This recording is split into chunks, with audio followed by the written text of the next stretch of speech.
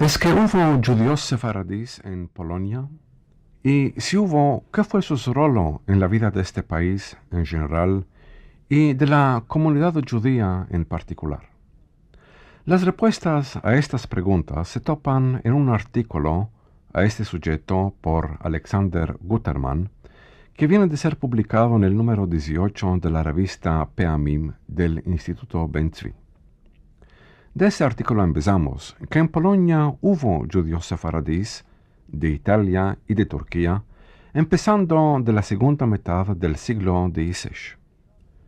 En la ciudad de Krakow, por ejemplo, hubo, hasta la mitad del siglo XVII, una chica comunidad de judíos de Italia, algunos de ellos ashkenazíes, en su mayoría sefaradíes portugueses. Estos eran comerciantes, médicos, representantes diplomáticos de otros países, personas que conocían lenguas ajenas, tenían relaciones con los círculos de la aristocracia y gozaban de la estima y apreciación de los dirigentes poloneses. Mas ainda antes de esto, en el primer cuarto del siglo XVI, ya habían llegado a otra ciudad en Polonia, Lvov, judíos sefaradíes, aunque esta vez ellos venían de Turquía. Se trataba de los agentes de Don Yosef Nasi, el rico e influente judío marrano, que llegó a Estambul de Portugal, se casó con la hija de Donna Gracia Nasi y supo hacerse querer tanto por el sultán Selim, que éste lo hizo su consejero y amigo y lo nombró duque de Naxos. Don Yosef Nasi ayudó mucho, entre otras, al mejoramiento de las relaciones entre Turquía y Polonia, que era preocupada aquellos años por sus vecinos del sur y del nordeste y quería estar segura a lo menos en lo que toca al Imperio Otomano, que entonces había conquistado la Hungría y se había hecho su vecina. Como recompensa por sus servicios, don Yosef Nasi había recibido del rey de Polonia la licencia de hacer comercio en grosso de vino y de otras mercancías más.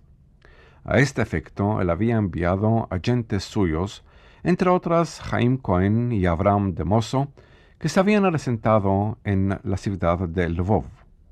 A la muerte de Abraham de Mosso, su negocio fue continuado y anchado ainda más por su hijo Moshe, que trujo como Javeres de Estambul a Jacob Sides y David Peso. Con el tiempo, ellos tuvieron dificultades y tuvieron asentarse en otra ciudad, Zamość. Mas de los archivos del Lvov se ve que en desparte de los agentes de don Yosef Nasi vivieron ahí otros sefardíes también, como Yosef Cohen, Yehezkel Yehuda, Shemuel Chelebi, Shemayas Campas y más. Las historias de estas familias y otras más que vinieron a Polonia de comunidades sefardíes en Italia y en el Imperio Otomano es demasiado larga para que podamos contarla aquí.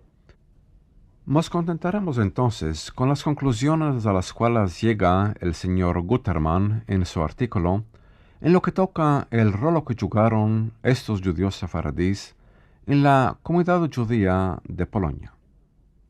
Estos judíos, escribe él, trujeron los principios del progreso al judaísmo polonés, que estaba entonces hundido en la letargía, el endurmecimiento de la Edad Media.